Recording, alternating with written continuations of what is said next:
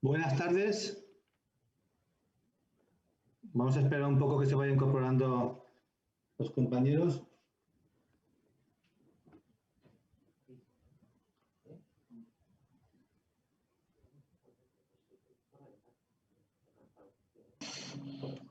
Bueno,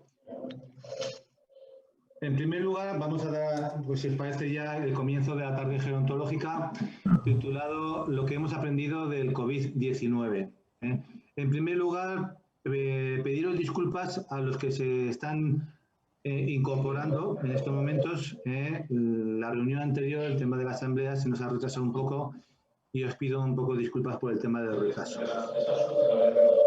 ¿Se me oye bien? ¿Sí? ¿Se oye bien? Sí. Vale, pues vamos a dar comienzo al desarrollo de esta tarde gerontológica. Bueno, es un hecho indiscutible. Por favor, si tenéis abiertos los micrófonos, cerrar porque si no se oye. Ah, se lo oía Juan. Juan, el micrófono.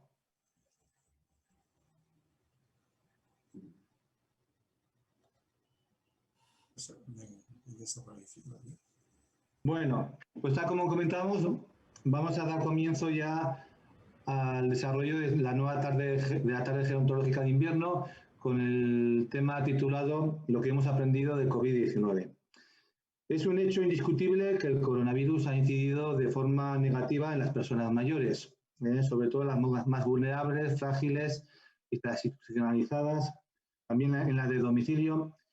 Bien les han afectado directamente con una alta mortalidad e ingreso hospitalario o bien indirectamente como consecuencia de las medidas tan restrictivas realizadas del confinamiento, sobre todo en la primera ola, sufriendo muchas veces miedo, soledad, caídas, dificultad de acceso de salud, etc.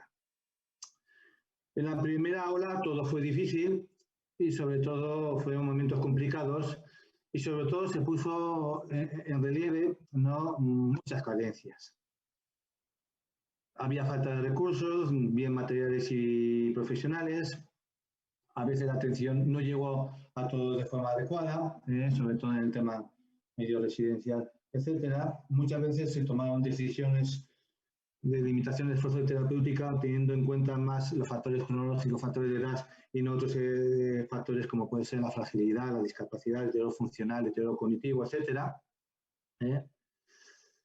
Pero también es verdad y queda claro que el manejo y las medidas restrictivas que se han realizado en esta segunda ola ha sido completamente diferente a la primera ola.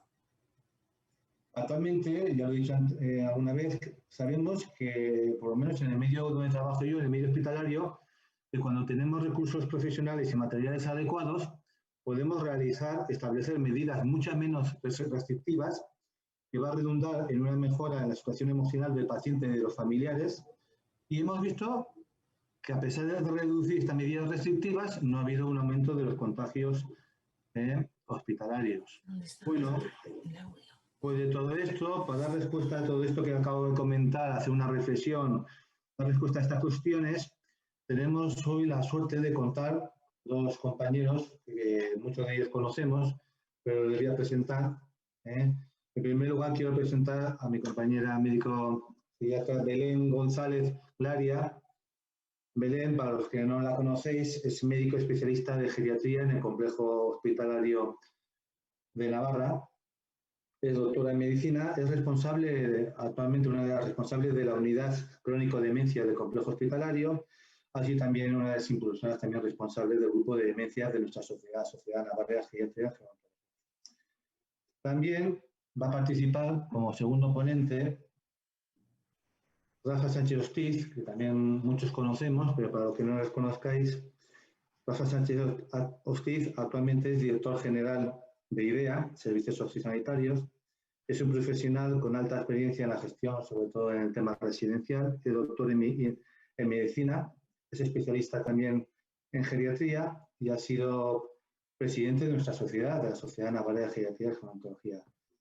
Bueno, daros las gracias a los dos por poder participar en esta tarde gerontológica, etcétera. Si os parece, vamos un poco justo de tiempo, vamos a dar paso al desarrollo de sus ponencias y después, cuando terminen, primero para la doctora Belén González Glaria y posteriormente el doctor Rafa Sánchez Ortiz.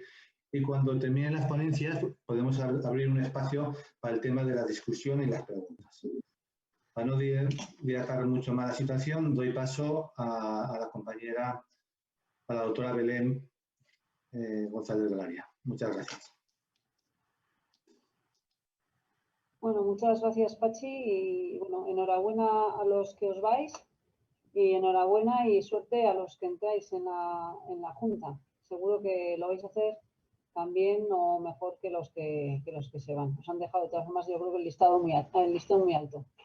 También quería agradeceros la oportunidad que me dais un poco de, bueno, pues de compartir estas reflexiones que bueno, pues que me han ido surgiendo pues a lo largo un poco de la actividad necesaria que hemos tenido en el COVID. Voy a intentar no alargarme mucho. Pachi, te voy a pedir, por favor, que si me empiezo a alargar, me dices, me cortes, ¿vale? Sin problemas. Bueno, entonces voy a que no puedo compartir pantalla. Pone aquí, el anfitrión inhabilitó la función de compartir las pantallas de los participantes. Guillermo. Prueba otra vez. Belén, por favor. Vale. A ver, compartir pantalla. Vale. A ver, ahora yo creo que sí, ¿eh? Compartir. Ahora, ya está. ¿Estáis viendo? Ya. Muy bien, pues bueno. Vale. A ver, si quieres, ahí, perfecto, perfecto, Belén. Entonces, yo lo que quiero poner de otra manera, quitar el... Bueno, he quitado las pantallitas. Bueno, si me alargo, Pachi, me cortáis, ¿vale?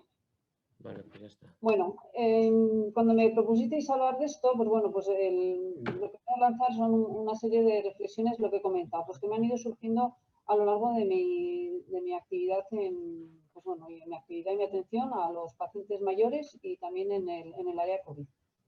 Cuando surgió la primera ola de coronavirus, yo estaba terminando de hacer un curso de gestión asistencial súper interesante online, que lo lleva Jordi Varela, es un catalán.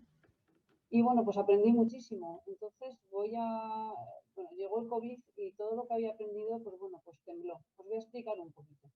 En este curso, pues bueno, se explicaba en uno de los temas cómo pues habíamos ido pasando, ¿no? En los años 60 se vio la necesidad de evaluar la práctica médica y surgieron los conceptos de calidad asistencial. En los años 70 se vio la necesidad de homologar el trabajo clínico y empezaron a surgir los protocolos. En los años 80 aparecieron las reuniones de consenso, los grupos Delphi, para dar recomendaciones de manejo a situaciones clínicas. Y ya yo por lo menos es cuando ya en estos años acabé la carrera, hice la residencia, es cuando pues, se empezó a hablar de la evidencia. A partir de los años de los 2000 se habla ya más, hemos empezado a hablar más de la seguridad, sobre todo de la seguridad de los pacientes, y se ha visto la necesidad de crear entornos hospitalarios y no hospitalarios más seguros para estos pacientes. Y actualmente estamos en la época de right care, ¿no? Es cuando se ve la necesidad de potenciar prácticas clínicas de valor y a la vez que esto, pues la lucha contra el sobrediagnóstico y la sobreactuación terapéutica. Y paralelamente a esto, junto con la seguridad y el right care, se ha ido desarrollando lo que es la atención centrada en la persona. Otros llaman atención centrada en el paciente y yo suelo intentar evitar la palabra paciente, me gusta más persona. Entonces llegó el COVID. Llegó el COVID y me vi yo en un grupo COVID en el que estaban integrados, para el que no sepa, en el hospital se pusieron en marcha distintos equipos COVID que estaban formados por 4 o 5 médicos. Se intentaba que hubiese un internista, un geriatra, un neumólogo y luego el cuarto y el quinto eran de otras especialidades. A mí me tocó trabajar con rehabilitadores, pero bueno, había gente que estaba con digestólogos, con todas las especialidades del hospital. Y entonces de esos equipos COVID me vi utilizando recursos diagnósticos que no había hecho nunca, una determinación de las interleuquinas, se empezó a hacer ferritinas, dímeros D a todos los pacientes que entraban, se pusieron en marcha recursos de radiodiagnóstico, incluso se creó un protocolo de de lectura de radiografías, se empezaron a plantear la realización de TAC para valorar si había trombomolinos pulmonares, se han hecho ecografías pulmonares. Los cardiólogos también se hacían interconsultas para que nos valorasen el alargamiento del QT en los electrocardiogramas. Ya sabéis que se utilizaba hidroxicloroquina y esto alargaba el QT. Y también los hematólogos estuvieron implicados en la realización de protocolos de anticoagulación, porque al principio no se sabía la necesidad de anticoagular, porque no se sabía lo coagulante que era la situación. Y bueno, pues luego pues, se fueron creando los protocolos. También nos vimos utilizando recursos terapéuticos. Yo me acuerdo que al principio de COVID los corticoides no se podían dar, ahora es de las pocas cosas que parece que se tengan claras. La hidroxicloroquina, el caletra, el tocilizumab, el anakinra, el plasma. Nos empezamos a poner de boca abajo, que nos parece que a los médicos, por decir las cosas de una forma un poco más bonita, parece que le quitamos hierro, pero era lo que era la pronación. Se han desarrollado sistemas de ventilación, criterios de UCI, se han puesto en marcha también interconsultas con psiquiatras, con psicólogos, la atención espiritual, y se desarrollaron por recursos, pues, todos los recursos sociosanitarios, ¿no? Pues la hospitalización de agudos, hospitalización domiciliaria, se pusieron en marcha hospitales para atención, hoteles para atención hospitalaria, se medicalizaron residencias, se buscaron recursos alternativos. Y entonces, yo decía, esto que he aprendido, que la práctica clínica se debería limitar tan solo a las actividades con evidencia y que aportan valor. ¿Cuántas de estas cosas teníamos evidencia? Pues de evidencia de ninguna. Y que aportasen valor, pues no lo sabíamos.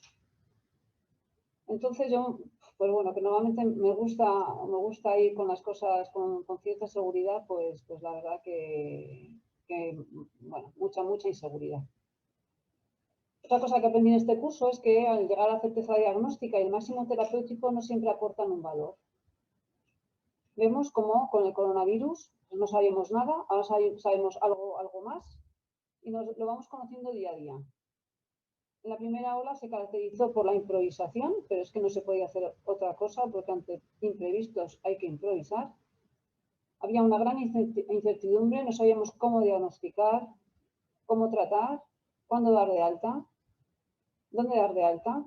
Yo cuando viene un paciente a pediatría, pues enseguida desde el primer día dices, bueno, esto parece que en 4 o 5 días igual le puedo dar de alta y igual va a necesitar una hospitalización de subagudos o para rehabilitación o va a necesitar un refuerzo de la atención en atención primaria o va a necesitar una residencia. Ahí con los pacientes con coronavirus tenía una total inseguridad en cuanto a estos aspectos. Se ha realizado una medicina defensiva por eso y se ha hecho un sobrediagnóstico y se sigue haciendo. Pues los que conozcáis un poco lo que pasa en el hospital, pues cuántas radiografías de esas que tú hubieses dado como normal, te dice el radiólogo que parece un coronavirus. Pues bueno, muchas no lo son tampoco, ¿eh? Había aprendido también que pues, es importante reducir el derroche debido a la práctica clínica inapropiada o desproporcionada. ¿Cuánto dinero nos estamos gastando? Yo en una de las reuniones que se hacían de los equipos COVID, todas las mañanas había reuniones en el salón de actos del complejo hospitalario B y ahí planteé cuánto vale la interleuquina, que la vamos a hacer a todos y cuánto vale. Y bueno, me lo respondieron al día siguiente. Y bueno, pues no sé, vale pocos euros, pero empiezas a multiplicar y es más, es un suma y sigue, esto del dinero. Y además yo decía, bueno, ¿y la interleuquina para qué sirve? Porque si dicen que sin sangre no refleja lo que hay en los tejidos, bueno, que me surgían constantemente muchas dudas. La atención centrada a la persona nos ha hablado pues, que hay que adecuar los procesos clínicos a los valores de las personas, que hay que fomentar la decisión clínica compartida, la decisión clínica tiene que ser compartida, y hay que implicar a los pacientes en la gestión de sus procesos clínicos.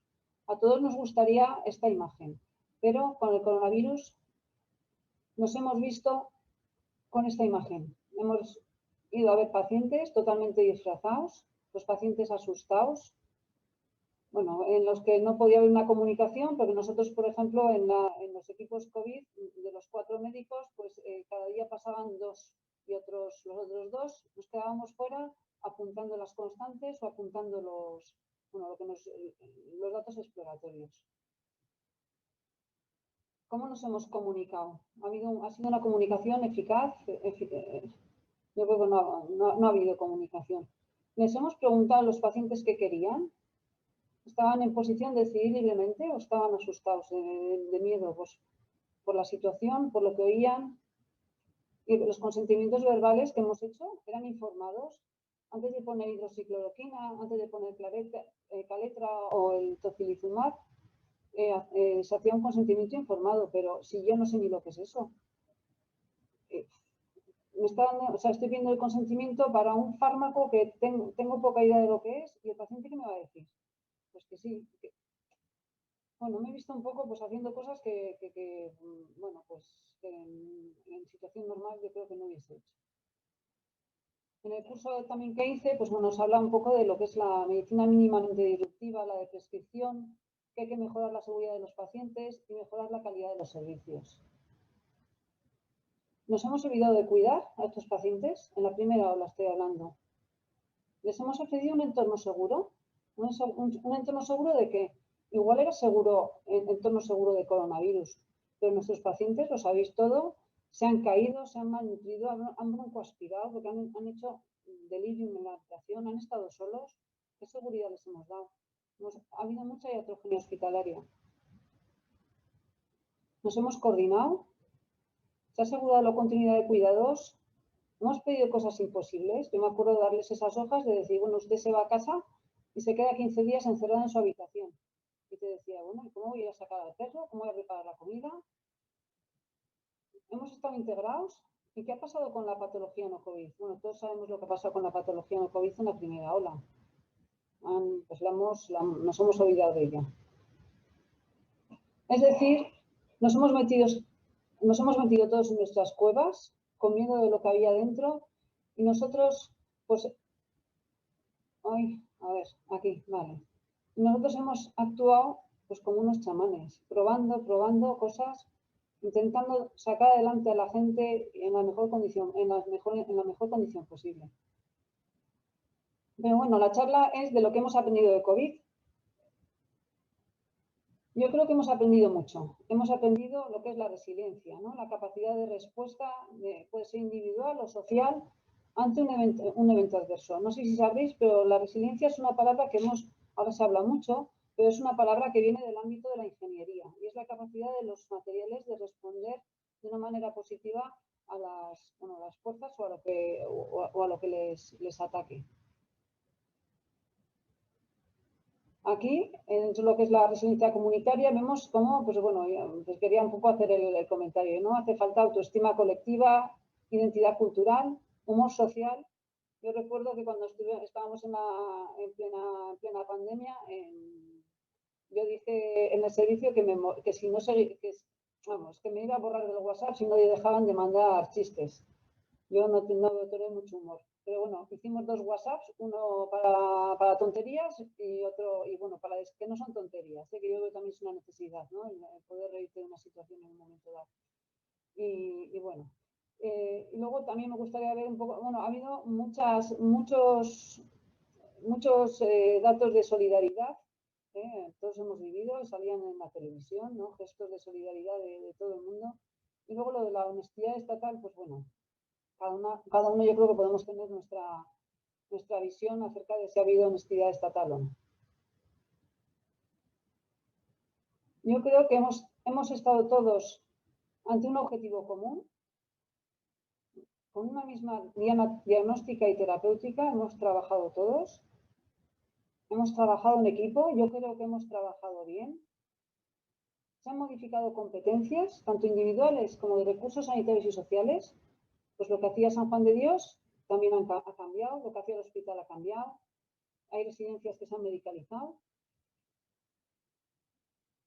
En cuanto a lo de la modificación de competencias, también tengo que decir, pues los dermatólogos en el hospital, pues uno de ellos, el jefe de dermatología, ha estado un poco liderando y organizando lo que son los equipos COVID y los demás dermatólogos hacían un poco labores administrativas COVID. Yo creo que nos hemos coordinado o hemos hecho un esfuerzo para coordinarnos con las demás, con todos los recursos. Podría haber sido mejor, pero yo creo que ha habido un gran esfuerzo y ganas de hacerlo bien por parte de todos. Y luego entre los equipos COVID, pues bueno, ha habido mucho compañerismo, yo me he sentido muy considerada y he establecido relaciones de amistad con gente que no hubiese conectado de otra manera.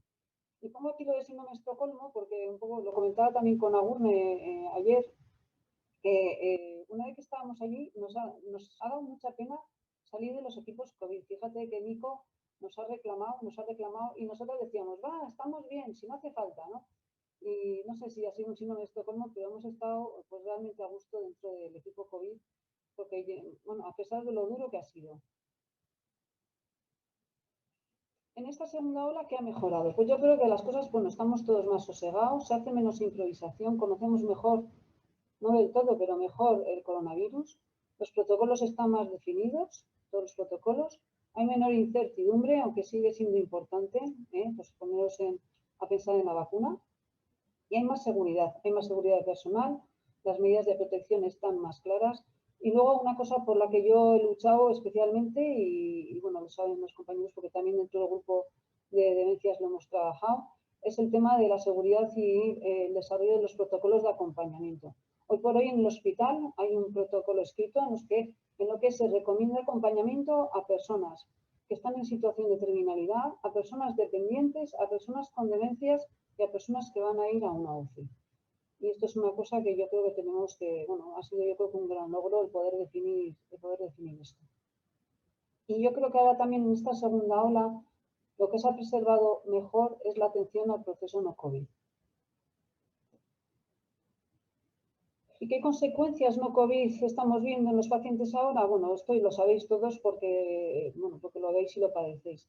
La limitación de contactos familiares y sociales yo creo que nos está deshumanizando. Yo podría decir que a nuestros mayores les han caído 10 años encima. Han empeorado funcionalmente, han empeorado cognitivamente, han aparecido conductas problemáticas y hay mucho trastorno afectivo. Y cuando haces la historia clínica, dicen que es desde marzo. El otro día también comentando con una enfermera me dijo que estaban viendo úlceras por presión como no habían visto hacía años. La gente está más quieta. Y luego, pues no quería dejar de comentar un poco el poner nombre un poco a lo que hemos hecho también. Yo creo que hemos tratado inadecuadamente. No me malinterpretéis, ¿eh? Yo creo que ha habido un maltrato que para poder actuar lo tenemos que detectar y hablar de él. Maltrato porque nos hemos olvidado de cuidar a estos pacientes porque hemos intentado salvarles la vida, ¿eh? Entonces, yo creo que ahora mismo es una cosa pues, que tenemos que repensar e intentar un poco solucionar esas situaciones de aislamiento a la que estamos sometiendo a todo el mundo. Yo no me gustaría irme en la piel de un director de residencia porque no sé cómo podría solucionar yo esto. No me quiero ver en la piel de los políticos que están intentando gestionar esto, porque no sé la solución equilibrada a esta situación. Bueno, ya terminando, las consecuencias del COVID no solo son en salud, son también, como hemos visto, en el tema laboral. Están perdiendo muchos trabajos, hay una pérdida económica importante.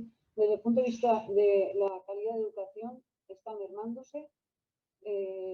Yo por lo menos en mis hijos lo veo. No es lo mismo el ir al colegio y luego estar con los amigos que el ir al colegio y salir corriendo y en unas situaciones de no verte la cara. Ese contacto se está perdiendo. Las políticas de igualdad probablemente se están dejando de lado, otras cosas que son muy, muy importantes para un buen desarrollo y una buena salud poblacional. Y por último, me gustaría concluir con esta frase, que el desarrollo económico, social, cultural y medioambiental son factores determinantes que impulsan la calidad de vida y la salud de las personas. Es decir, no podemos centrarnos solo en el tema sanitario.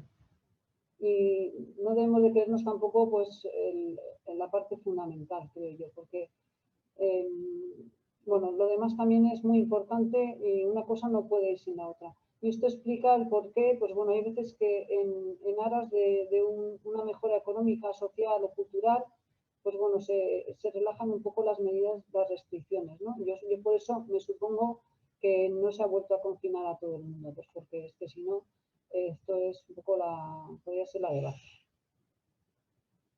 Y bueno, eso es un poco todo lo que quería decir, bueno, comentaros reflexiones sobre la situación con el coronavirus. Muchas gracias. Muchas gracias. Sí, Belén, sí. Hola. Muchas gracias, Belén, por el nivel, la claridad de tu exposición. Creo que ha sido una exposición que comenta tu experiencia, sobre todo a nivel hospitalario, de eso se trataba, pero me ha encantado que no solo te has ceñido al tema sanitario, ¿no?, sino que como buena geriatra, ¿no?, también has incidido en otros aspectos que también son importantes, como el tema social, cuidadores, etcétera, incluso a nivel educativo, trabajo, etcétera. Muchísimas gracias por ceñirte también al tiempo y sobre todo por eso, por la claridad de tu exposición. Voy a dar paso ahora al doctor Rafa Sánchez Ortiz, pues bueno, que también nos va a comentar cómo han vivido ellos, ¿no?, y sobre todo lo que hemos podido aprender desde otro recurso, ¿no?, otro mundo, ¿no?, el tema sanitario, el tema sociosanitario, el tema de salud. Doy paso. Muchas gracias, Rafa. Si puedes. Buenas tardes a todos. Gracias. Voy a intentar compartir aquí la pantalla, que decir dentro de lo que es. Yo creo que... ¿Os puedo interrumpir un momento? Rafa, que encantada de compartir contigo la tarde gerontológica, que se me ha olvidado decirlo antes. Lo mismo digo. Vale. La verdad es que estamos entre amigos y Sí. no solo compañeros. La verdad es. Bueno, yo voy a intentar hacer unas reflexiones un poco a vuela pluma, un poco de las percepciones, ¿no? Y no es una cuestión de buscar responsables de nada, ¿no? Yo creo que ahí todo el mundo ha obrado con las mejores intenciones y realmente, como se suele decir, a toro pasado cojón seguro, ¿no? Es decir, que muchas veces con la perspectiva, pues, oye, habría que hacer esto o lo otro, y eso es lo realmente, pues, más fácil, ¿no? Te quiero decir. Tendríamos que hacer una primera reflexión de dónde venimos, ¿no? Yo he querido un poco hacer esta reflexión. El primer caso de SARS-CoV-2, China afirma que lo tiene el 8 o el 9 de diciembre, ¿no? Quiero recordar uno de esos 2 días, ¿no? A principios de diciembre, aunque sí que ha habido antecedentes anteriores, ¿no? En enero, a finales de enero, se detecta el primer caso en Canarias, en Isla La Gomera, el primer caso en España. En febrero ya está desbocado en Italia, y ya venían noticias en Italia que realmente estaba desbocado, que estaba incrementándose la incidencia de una forma, pues, muy rápida, ¿no? El 14 de marzo se establece el estado de alarma en España y podemos tener un poco en esa segunda quincena de marzo la primera ola, ¿no? La primera ola de pico, tanto de incidencia como de mortalidad, ¿no? Tenemos el verano, cierta calma. En octubre tenemos una segunda ola, en las cuales ya hemos aprendido, pues, muchas cosas. Realmente, pues, se afronta con otros medios, ¿no? Y en enero de este año, este mes, probablemente secundario al periodo de Navidades, nos enfrentamos ya a la tercera ola, en las cuales estamos viviendo, y nos enfrentamos también a toda una campaña de vacunación, ¿no? Como un efecto esperanzador, ¿no? Lo que venga a partir de ahora, pues no lo sabemos nadie.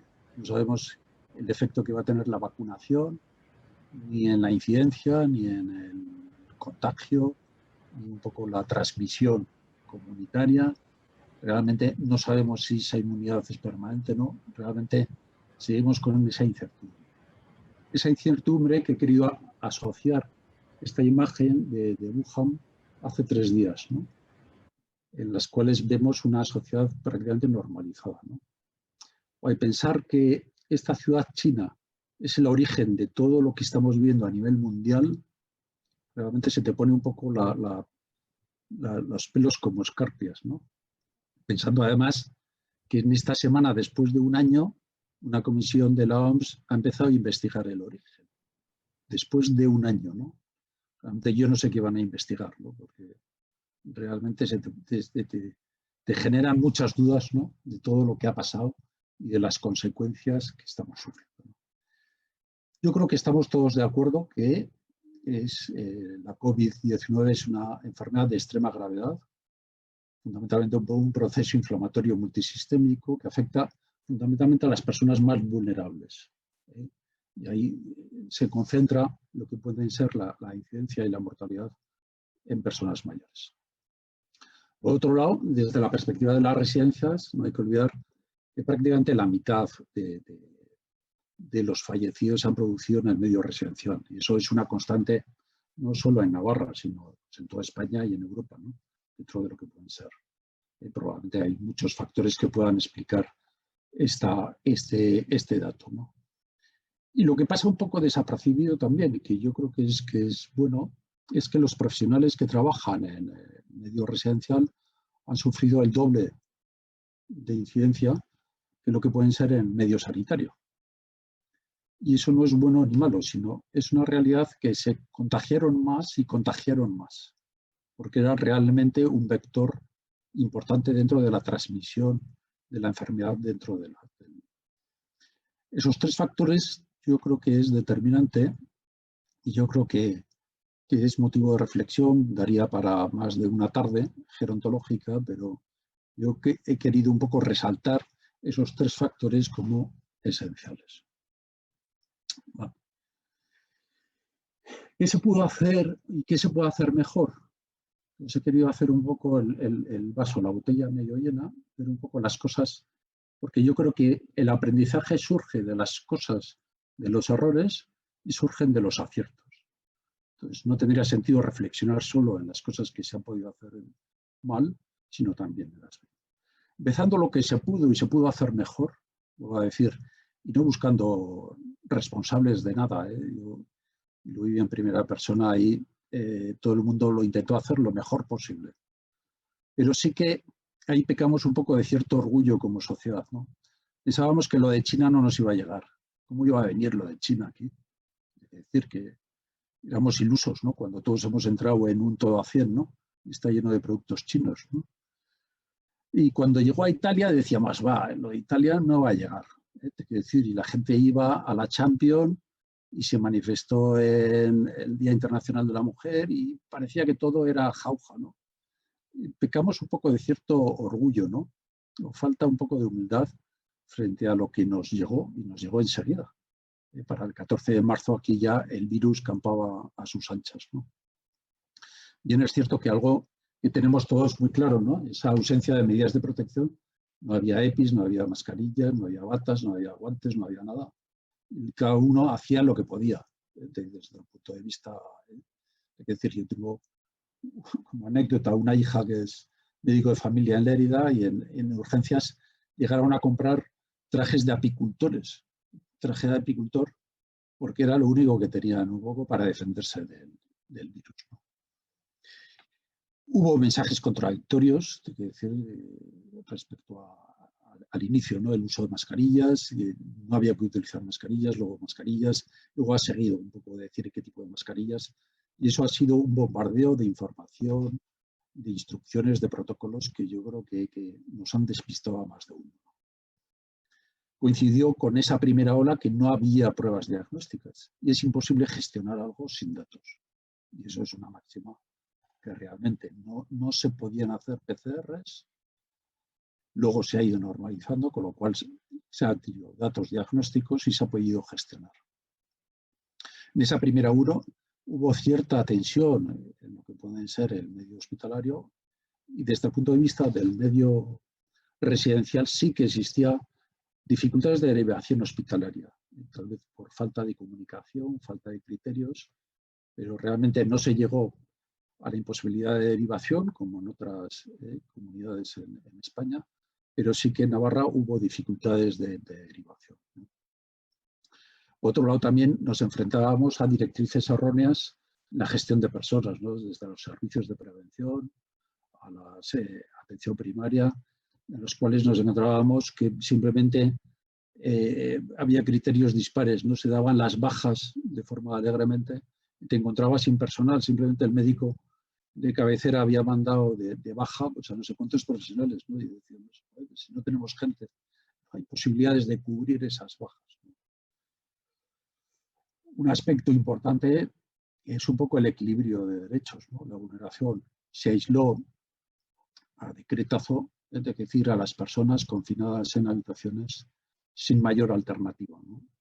Y eso realmente es un equilibrio entre los derechos de salud y los derechos personales, los cuales, desde mi punto de vista, se vieron vulnerados esos derechos y que se ha prevalecido un derecho a la salud, pero realmente saltando por el aire, ¿no? Todo lo que se habla, ¿no? De atención centrada a la persona, del valor, los derechos de las personas, ¿no? A nadie se les ha consultado a esas personas mayores, ¿no?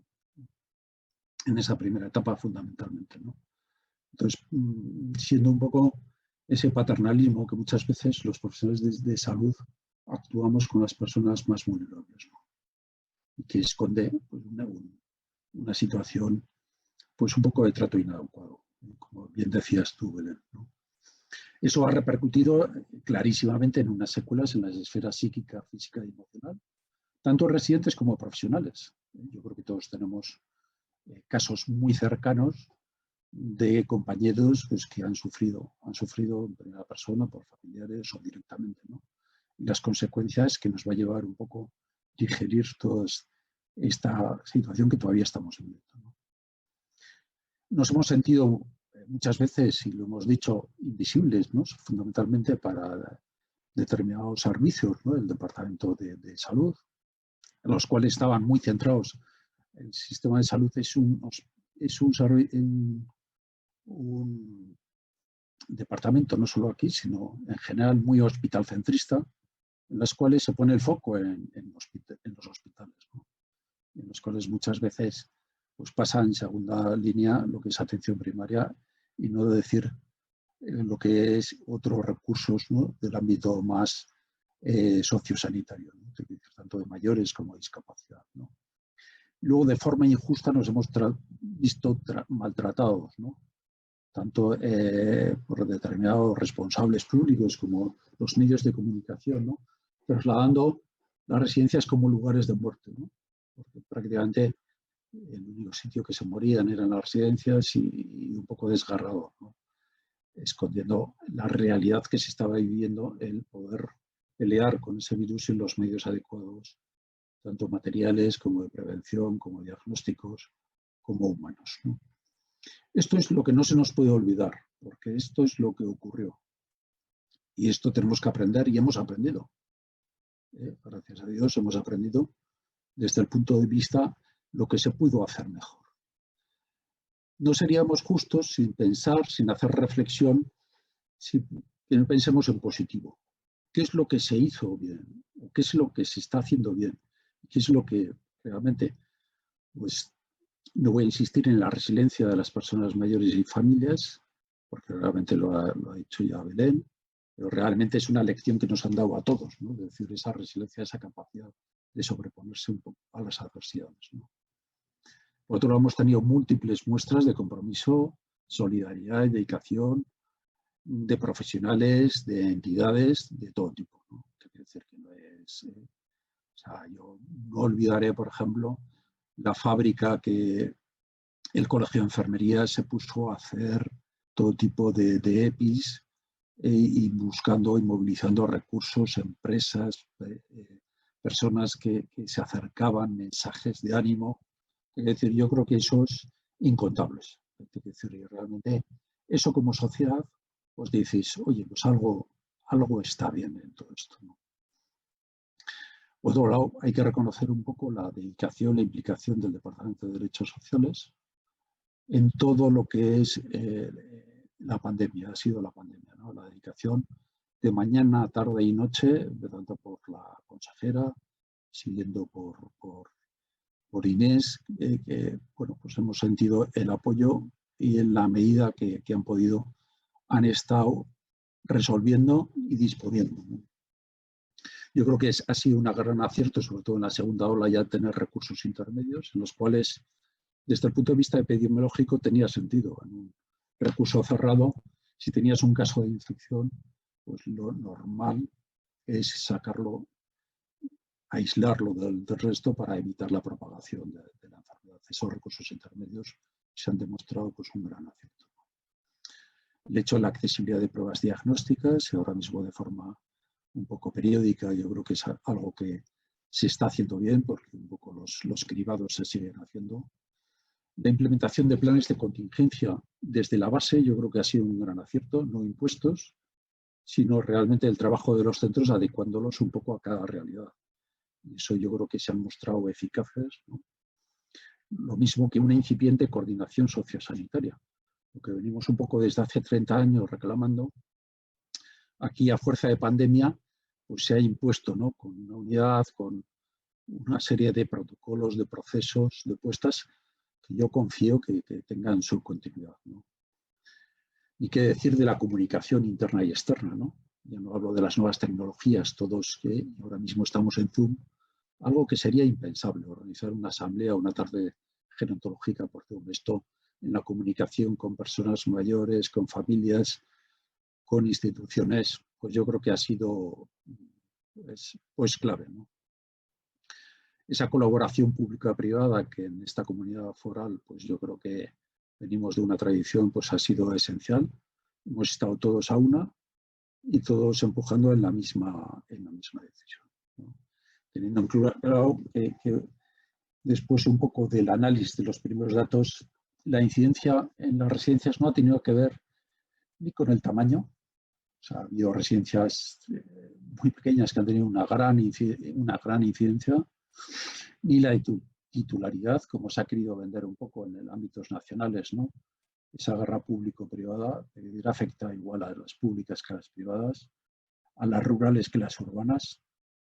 Y sí hay factores que parece que empiezan un poco a tener cierta correlación, que tienen que ser con la estructuración de espacios o con la organización misma del trabajo, ¿no? Hay que decir, lógicamente, ha habido centros que han afrontado mejor la pandemia que otros. Hay que decir, y también hay que reconocer y hay que analizar qué es lo que se ha hecho bien en esos centros para, bueno, pues esas buenas prácticas extenderlas, ¿no?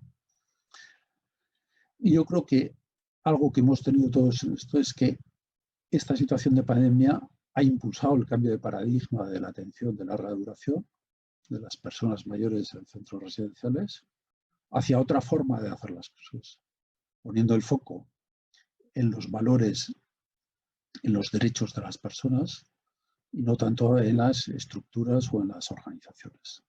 Y esto yo creo que nos ha servido para dar ese impulso en este cambio de paradigma tan necesario, ¿no? Que desde todos los ámbitos, tanto públicos como privados, se están promoviendo. ¿Qué retos nos quedarían? Y yo señalo ahí 6, pero bueno, 6, pero un poco como reflexión, ¿no? Primero, desde el punto de vista cómo abordamos los derechos de las personas más vulnerables. ¿Hasta qué punto nos creemos que esos derechos tienen que estar en primera línea y no pueden estar? Yo creo que vivimos en esa primera fase, yo creo que de forma equívoca, un lenguaje belicista, ¿no? Esto es la guerra, vamos a la guerra, estamos en la trinchera, vamos a esto. Y no hay que olvidar que en la guerra todo vale. Y esto en las guerras, pues hay dramas y hay cuestiones que claro, con las personas mayores no todo vale. Esa es una primera reflexión de equilibrios de derechos. Lógicamente hemos intentado preservar la salud y la vida de las personas, pero que realmente hemos dejado por el camino otros derechos. ¿Hemos contado con ellas o no hemos contado con ellas? Esa es una gran reflexión. Por otro lado, un gran derecho, que yo creo que no ha sido correspondido, que es las personas mayores, independientemente de dónde vivan, tienen derecho a una atención sanitaria pública y de calidad. ¿Estén en una residencia o no? El tema de las residencias se ha puesto el foco en la incidencia y la mortalidad, pero no se ha puesto el foco en la carencia de un soporte sanitario.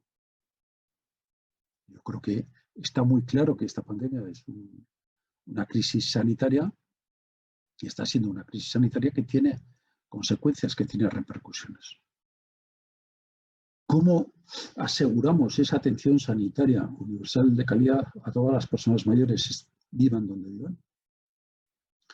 Lo mismo que ojalá tenga continuidad. Es absolutamente necesario que nos coordinemos, que realmente de una vez por todas se ponga encima de la mesa objetivos comunes, equipos comunes, recursos comunes. Y para eso se necesita esa coordinación sociosanitaria, pues apuntalar el sistema desde el punto de vista financiero.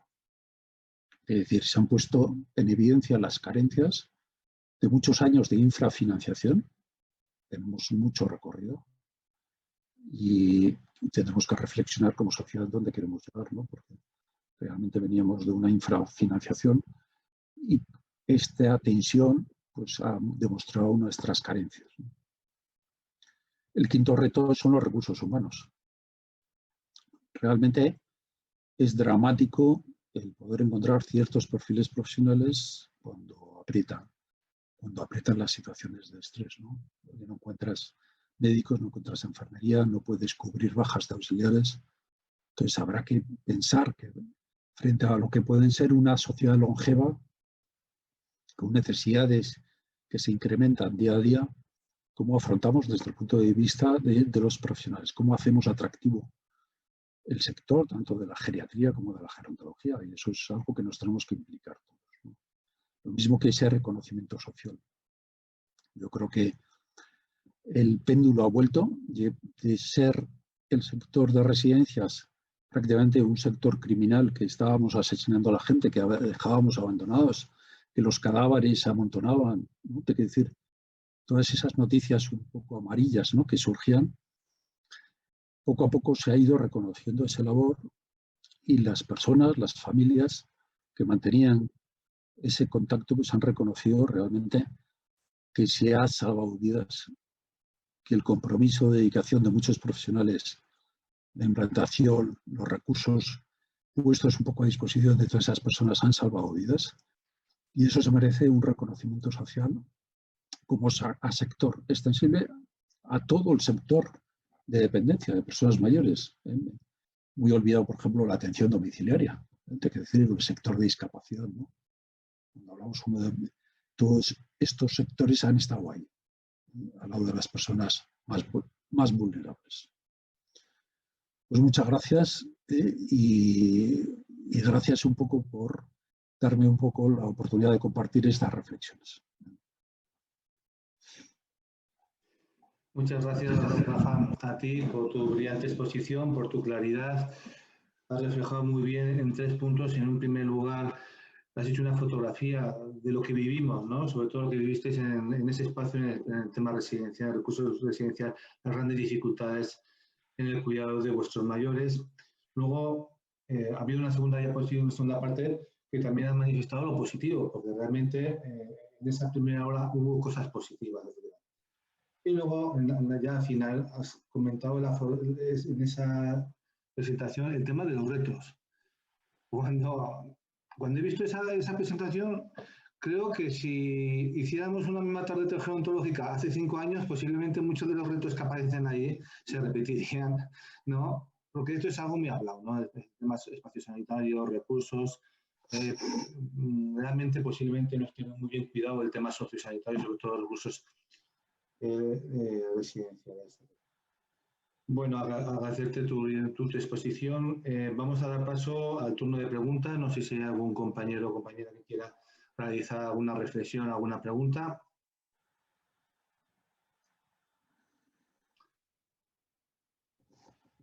Bueno, mientras lo vamos pensando, yo os voy a hacer una pregunta a los dos. Se ha comentado, y le habéis comentado, que sobre todo en la primera ola, ¿no?, en la primera ola la incidencia, ¿no?, las consecuencias negativas de la infección del coronavirus fue sobre todo en el medio residencial. Hubo una alta mortalidad, un 50%. Posiblemente eso fue debido, se ha comentado, por un objetivo, estaba todo claro, queríamos proteger el medio hospitalario y muchos de los profesionales y los que gestionaban pensaban que los centros residenciales disponían de los recursos suficientes, tanto sociales como sanitarios adecuados, para poder dar una atención adecuada a estas personas, sin tener en cuenta, como bien ha dicho Rafa, que había falta de recursos de materiales, falta de recursos también profesionales. Muchos de los compañeros cogieron baja, enfermaron, se contagiaron, etc. Pero bueno, hay muchos autores que piensan que a raíz de la gran fragilidad, la gran vulnerabilidad del perfil que realmente actualmente ingresan en estos medios sociosanitarios, muchos autores piden o abogan a aumentar, ¿no?, los recursos sanitarios en los medios residenciales, ¿no? Hablan de que existe realmente una carencia, bien sean públicos, bien sean privados. Hay otros autores expertos, que abogan a no perder la caracterización social de estos recursos. Los centros residenciales tienen que ser casas, hogares, y no se puede perder esa visión de nuestros mayores con mayor vulnerabilidad o fragilidad. No sé qué pensáis al respecto, si me podéis comentar alguna cosa. Yo creo que, bueno, tomo un poco la palabra. Yo creo que el error parte de hablar, cuando hablas de personas mayores, es meter en el mismo saco todas. Entonces, una persona de 65 años ahora mismo no tiene nada que ver con una de 95. Hay un periodo de 30 años. Las necesidades de una persona de 65 no tienen nada que ver con una de 95 años. Con lo cual, cuando se habla de los mayores, se dice, oye, los mayores, ¿no? Y pasa lo mismo que las residencias. Una residencia rural no tiene nada que ver con un centro, pues, más de características sociosanitarias. Entonces, probablemente tendremos que mantener cierta especialización de centros, porque es evidente que las personas que ingresan en los centros cada vez tienen situaciones más complejas desde el punto de vista clínico y social. Y luego yo incidiría en algo que he dicho, que decir, es que no podemos olvidar que las personas que están ingresadas en una residencia tienen derechos. Y un derecho a la salud es básico. Entonces, a mí y yo no me cansaré de repetirlo. Ese derecho básico, desde el punto de vista de lo que es los recursos públicos, tiene que estar asegurado. Tiene que estar asegurado. Los recursos que pueda dar un centro serán complementarios. Y desde el punto de vista que hasta que los gobiernos de turno, hasta el Departamento de Salud, no asuman ese rol de liderazgo, que no se lo acaban de creer, es que no se lo acaban de creer, tendremos un problema. Tendremos un problema, porque estaremos dando o pedaleando en la misma situación. Yo quisiera hacer una pregunta. ¿Se me oye? Sí. Rafael, has sacado en las filminas que has ido echando que la pandemia ha afectado igual en residencias, que sean públicas, privadas, etc., ¿no? Sin embargo, en la prensa está saliendo continuamente lo contrario, ¿no? Personas y organismos que vienen a denunciar que donde más muertes ha habido en la privada, que había que copiar de las públicas, etc. Y son datos que yo creo que son falsos en general y que alarman. ¿Me oye? Sí.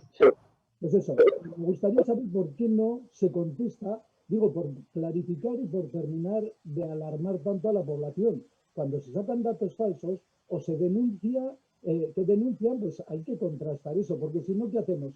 Engordar una bola que empezamos a creer que por ejemplo, todas las residencias que no son públicas son malvadas, que no van más que a ganar dinero, etc., ¿no? Yo creo que alguien tendría que haber, no sé quién tendría que ser, si tendría que ser un organismo público de salud, no sé quién, pero alguien tendría que contrastar todo eso y dejar clarividencia de que eso no es cierto y que hay que ir a datos reales, que los que acabas de dar, que yo creo que dan en la diana cómo nos encontrábamos, las posibilidades que teníamos, las que no, y cómo había que afrontar el problema, ¿no? Que lo has dicho también antes de todo. Gracias. Bien, yo simplemente muy corto. Porcentualmente, yo voy a decir, en Navarra porcentualmente la residencia con mayor incidencia de mortalidad fue una residencia pública pequeña rural.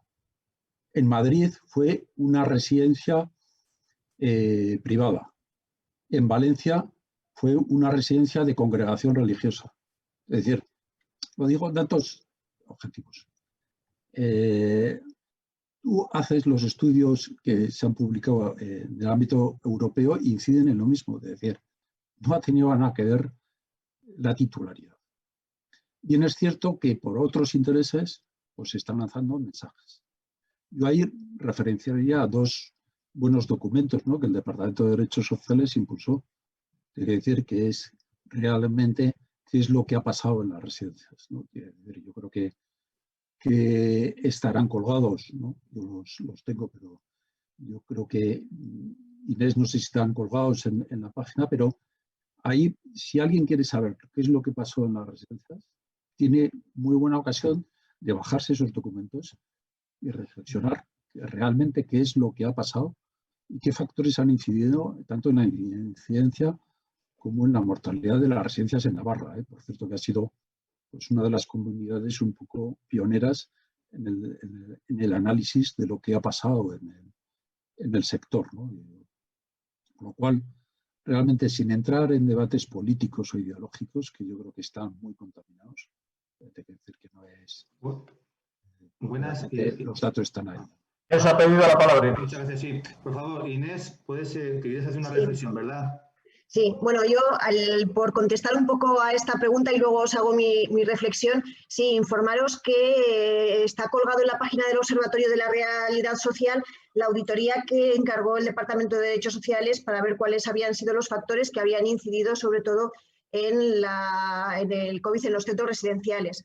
Entonces, como ha dicho Rafa, ahí tenéis la fotografía que en ese momento se analizó. También es verdad que es una auditoría que se hizo en un espacio de tiempo corto, pero de lo que ocurrió en las residencias de Navarra. Esto no lo podemos extrapolar a otros sitios, y ahí tenemos los factores que que más influyeron según los auditores en la incidencia de COVID.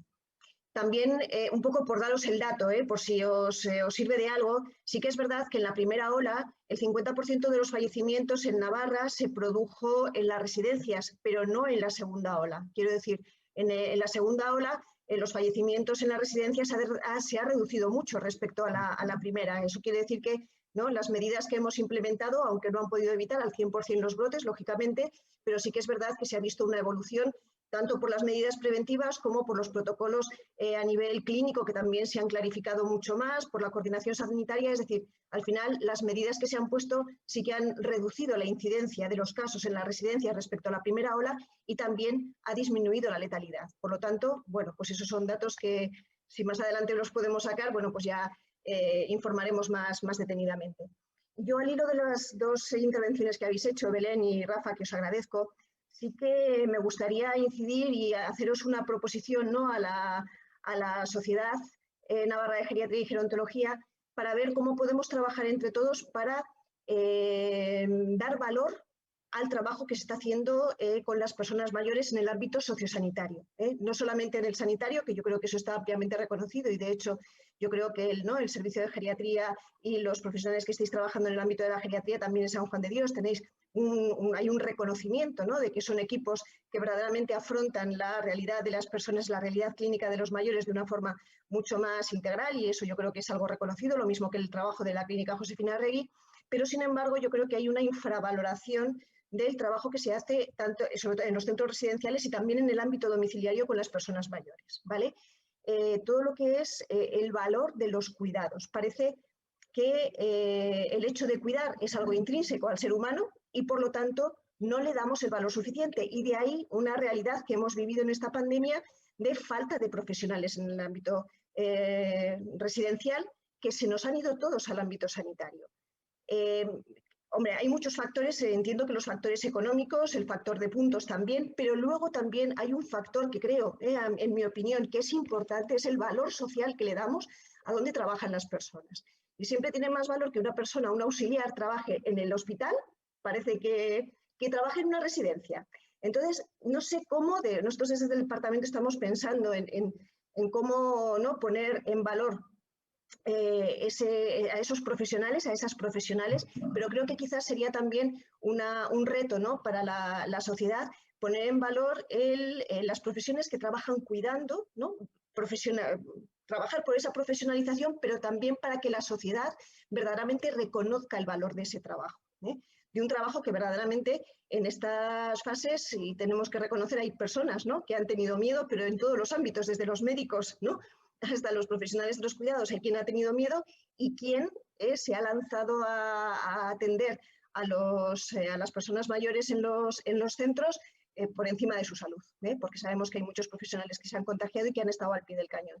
Por lo tanto, yo ahí os lanzaría ese reto, ¿no?, a ver cómo podemos, ¿no?, darle valor social realmente a todo este elenco de profesionales que tenemos en el ámbito residencial y que además necesitamos, ¿no?, socialmente vamos a envejecer y necesitamos profesionales que apuesten por trabajar en este sector, si no nos vamos a quedar sin mano de obra. Entonces, creo que tenemos ahí, yo creo que como sociedad científica, ¿no?, tenemos un reto que creo que es interesante y es bonito recoger. Bueno, muchas gracias, Inés. Yo estoy totalmente de acuerdo con esta última, bueno, con todo, pero sobre todo con esta última observación. Y es una cosa en la que yo ya, vamos, he incidido y me parece muy buena la idea de plantear una forma de abordaje de este problema. Yo recuerdo, Pancho lo sabrá, hemos dado cursos para formación de cuidadores en residencias, sobre todo en aspectos de trastornos de conducta. Y yo en mi presentación siempre digo, es que tenemos a lo más frágil de la sociedad en nuestras manos.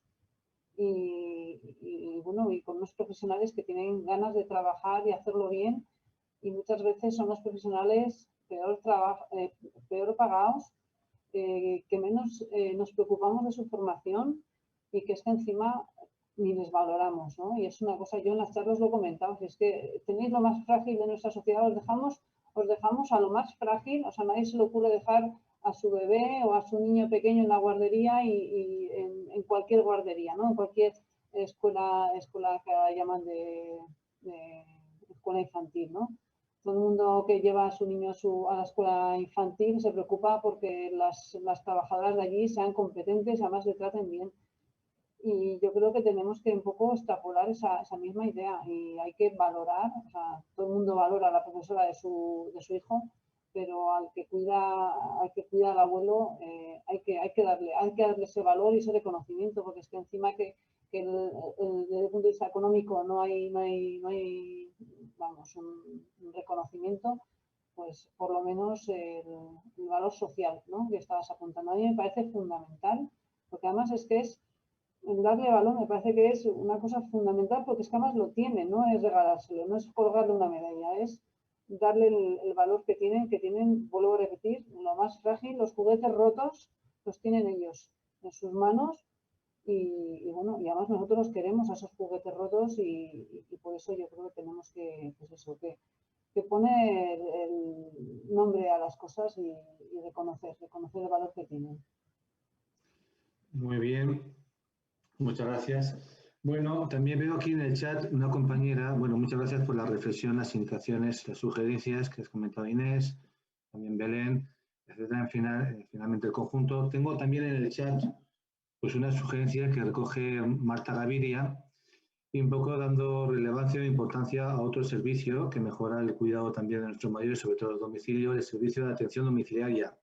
Comentaba cómo este servicio ha desarrollado un gran papel en el ámbito domiciliario durante la pandemia, sobre todo en la primera ola, que no ha habido muchos contagios ni entre los trabajadores, ni entre las familias, ni usuarios. Bueno, pues sí, es verdad, es una tarde, hemos hablado del tema hospitalario, del tema recurso residencial, posiblemente hay muchos recursos, ¿no?, en nuestra comunidad en la mejora, en el cuidado y la atención de nuestros mayores y, por supuesto, todos apoyaron y hicieron un gran esfuerzo y siguen haciendo un gran esfuerzo en la situación tan difícil, tan complicada que estamos viviendo.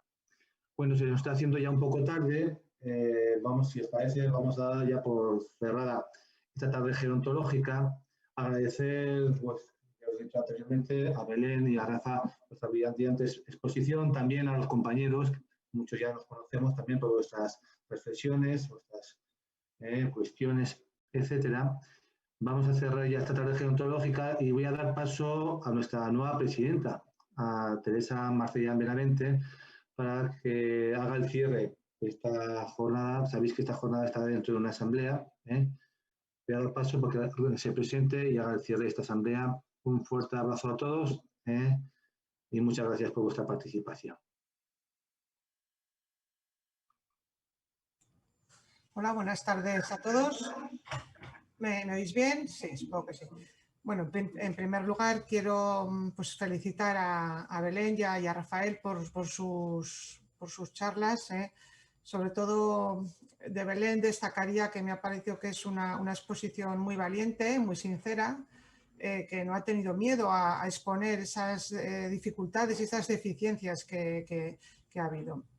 De Rafael, pues de lo que ha hablado Rafael, pues me parece que también lleva unas reflexiones muy importantes entre, bueno, sobre todo esas partes de derechos respecto a los derechos humanos de las personas mayores, ¿no? Y esos retos que ha plasmado, pues los comparto también. Me parece muy importante también la reflexión que, bueno, aparte de las que ponen en el chat, de cómo hay otros ámbitos, que es hospitalización a domicilio, que ha funcionado muy bien. Lo que dice Inés de dar valor al cuidado, pues yo lo cojo un poco como testigo para poder, a ver si desde la sociedad podemos avanzar un poquito en eso.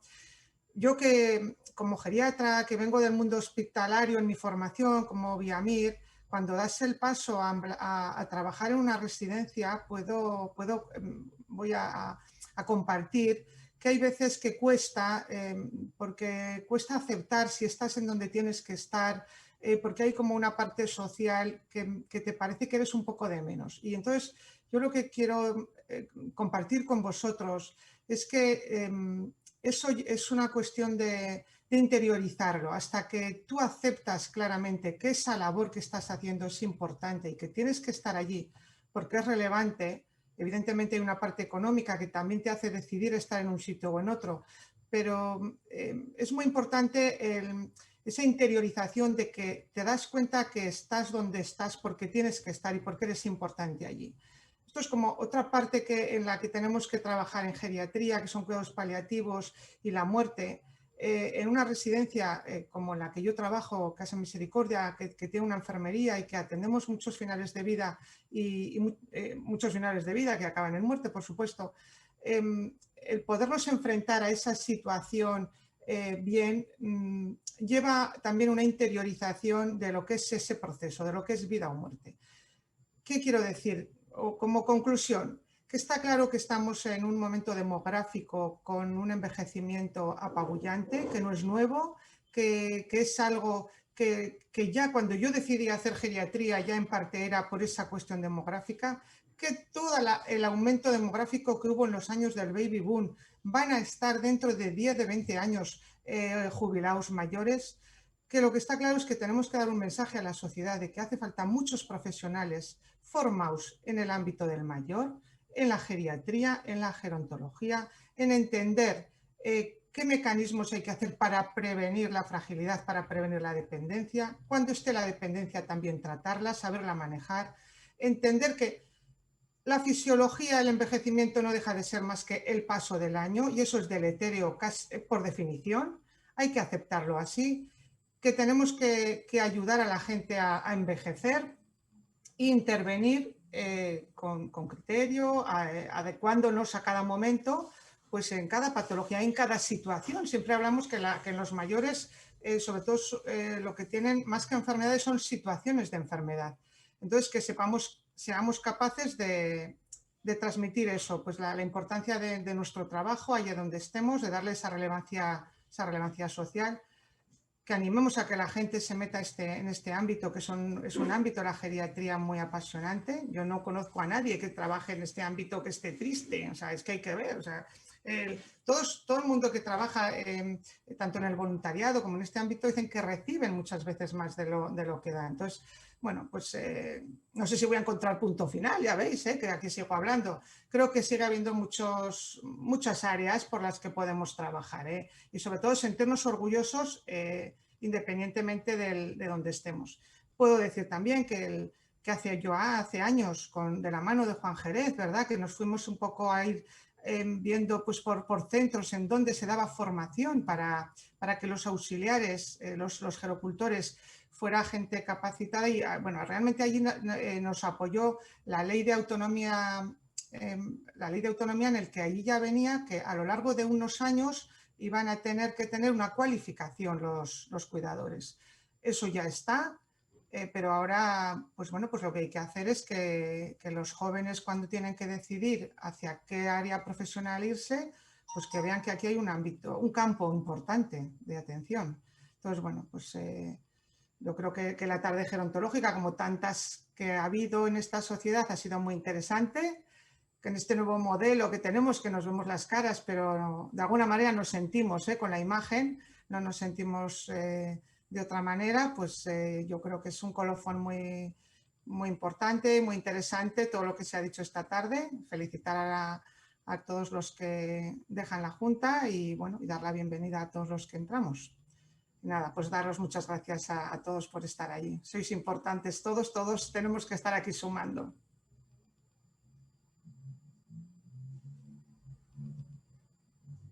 Ahora ya no sé si es Guillermo el que cierra o quién hace esto. Nada, bueno, pues si quieres cierro yo, alguno tendrá que cerrar. Bueno, muchísimas gracias por vuestra participación, pues damos ya por cerrada ya y clausurada la asamblea y la tarde gerontológica. Muchas gracias por vuestra participación. Muchas gracias. Un abrazo a todo el mundo. Adiós. Adiós.